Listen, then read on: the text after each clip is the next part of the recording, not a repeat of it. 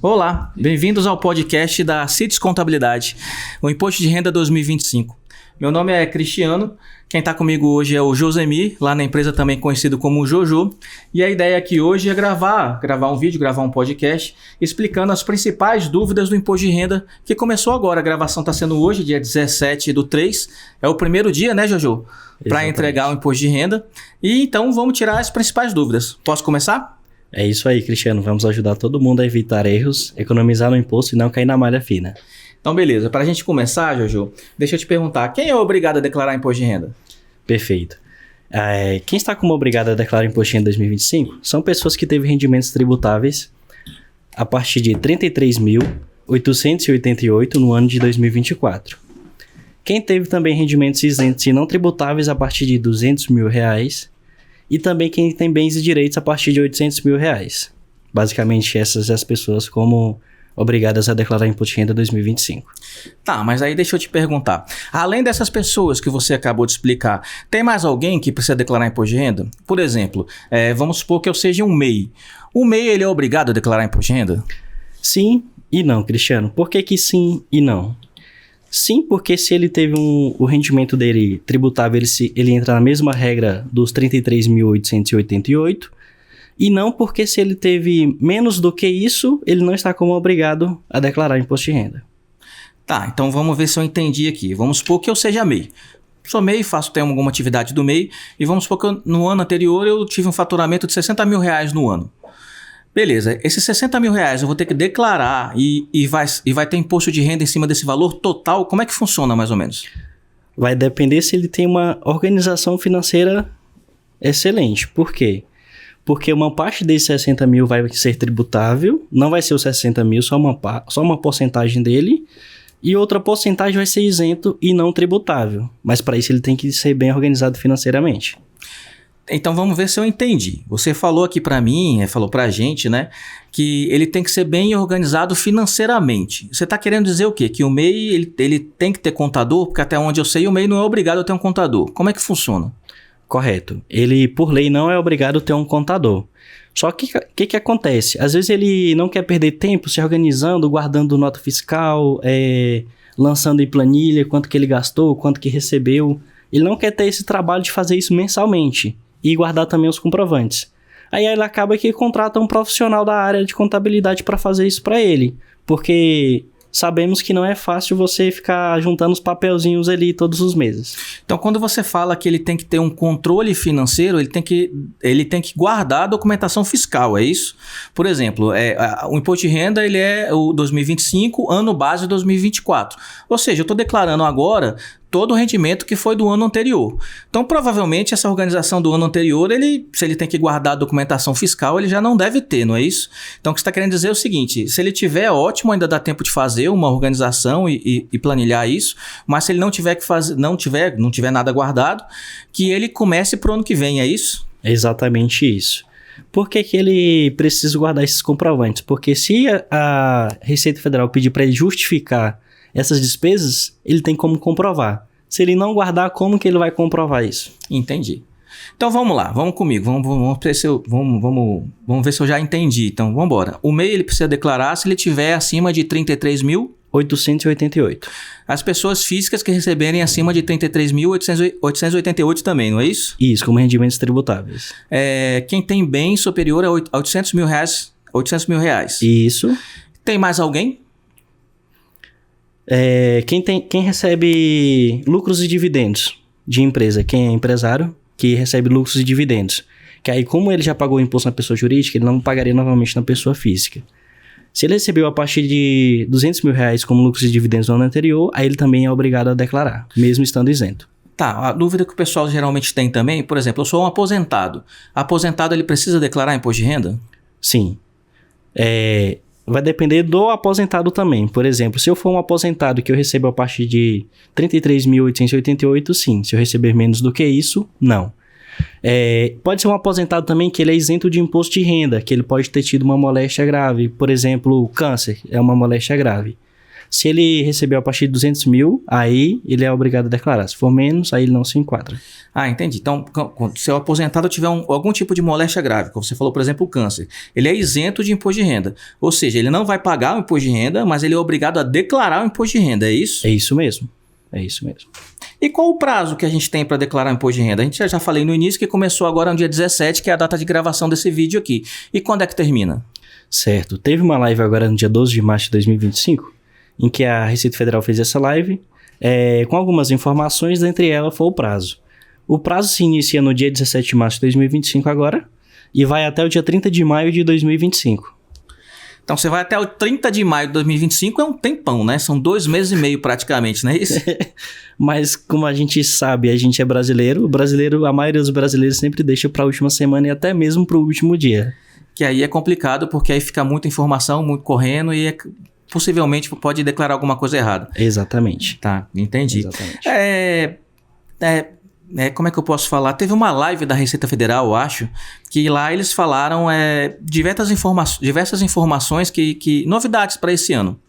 Por exemplo, a declaração pré-preenchida. Você pode explicar para a gente o que seria uma declaração pré-preenchida? Sim. Na declaração pré-preenchida é nada mais, nada menos que as obrigações acessórias que as empresas informam, como o DIF, DIMOB, DEMED e o próprio Carnê-Leão para quem é autônomo. Essas informações que são informadas nessas declarações vão ser puxadas para a sua pessoa física, quando alguma empresa informar que você teve recebimentos ou pagamentos. E por que começou... É esse ano só que vai ser dia 1º de abril, né? Parece até mentira a data que eles colocaram. Os anos anteriores também era essa data? Não? Era depois? Ou é esse ano que está diferente? Não. Nos anos anteriores, a pré-preenchida começava no mesmo dia que começava a declarar. Por exemplo, começou no dia 17, a pré-preenchida já começaria no dia 17. Só que esse ano foi um pouco diferente, porque na live da Receita Federal, eles informaram que não teve tempo hábil suficiente para integrar todos os sistemas para começar a declaração pré-preenchida no próprio dia 17. Por isso que ela só vai começar no dia 1º de abril, porque não teve tempo hábil suficiente para a organização. Entendi. E aí, Jojo, beleza, eu vou fazer minha declaração de imposto de renda, vou informar tudo que eu tenho lá. Como é que eu vou saber se eu tenho a restituir ou se eu tenho a pagar o imposto de renda para a Receita Federal?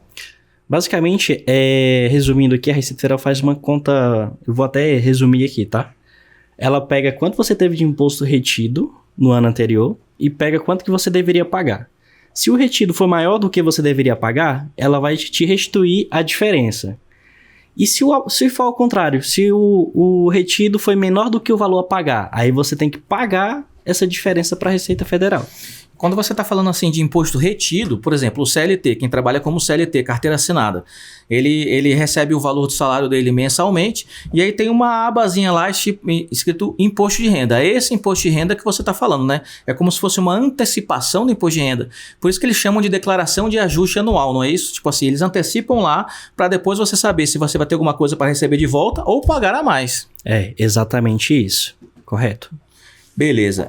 E mudou, tipo, vamos falar da coisa boa então, né? Eu tenho a restituir e aí tem uma prioridade de restituição até onde eu sei. Mudou alguma coisa para esse ano, não?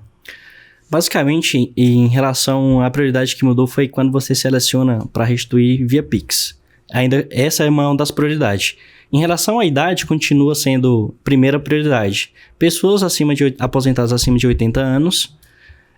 pessoas a partir de 60 anos que contêm a moléstia grave, lembrando que ambos têm que marcar lá na restituição que tem que ser a chave Pix para restituir, que aí vão ser a prioridade. E as demais pessoas vão partir desses lotes para frente, a partir do terceiro lote.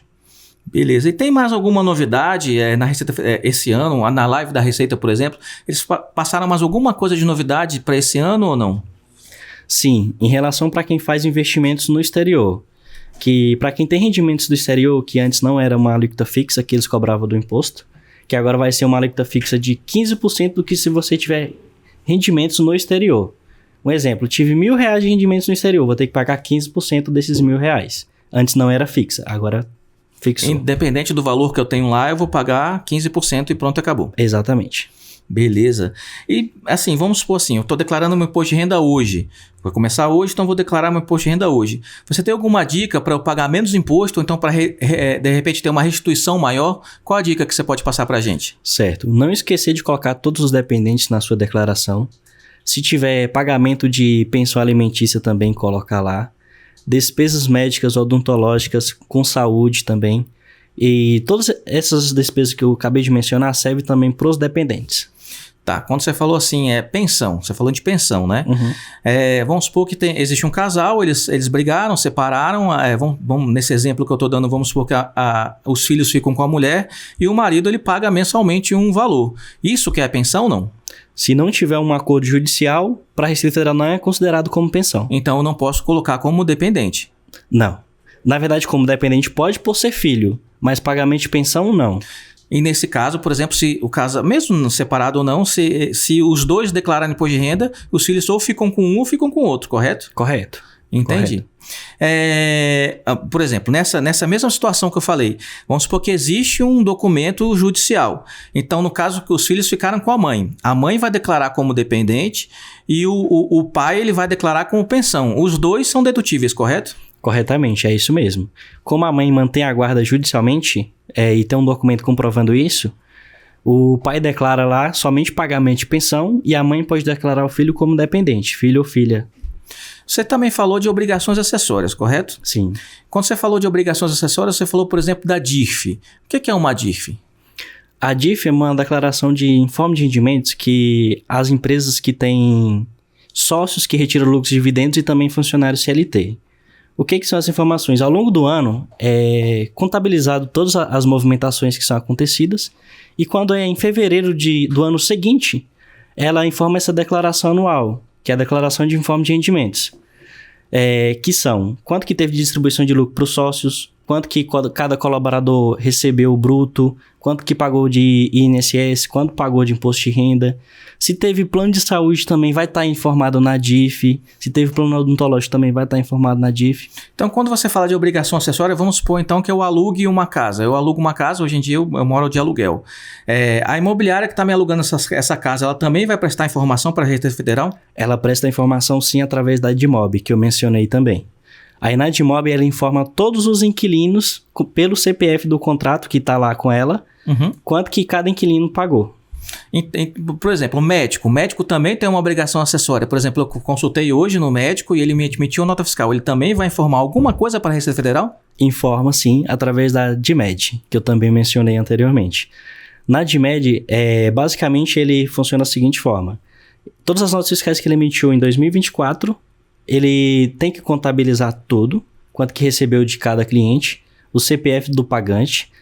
Aí, através disso, ele faz a transmissão para a Receita Federal informando quanto que cada CPF pagou e qual foi a data que pagou.